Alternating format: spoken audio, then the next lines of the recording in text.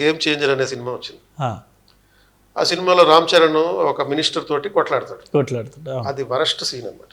ఆ, జనరల్ పబ్లిక్లో అది ఎగ్జైటింగ్ సీన్.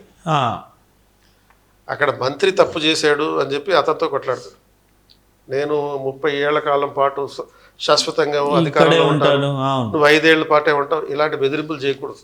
ఉమ్, సివిల్ సర్వెంట్ ఇందాక చెప్పుకున్నట్టుగా సివిల్ సర్వెంట్ అనేవాడు ప్రజాప్రతినిధికి లోబడి ఉండాలి. అతను తప్పు చేస్తే సరిదిద్దే ప్రయత్నం చేయాలి, ప్రశ్నించకూడదు, ఉమ్, అతన్ని డామినేట్ చేయకూడదు.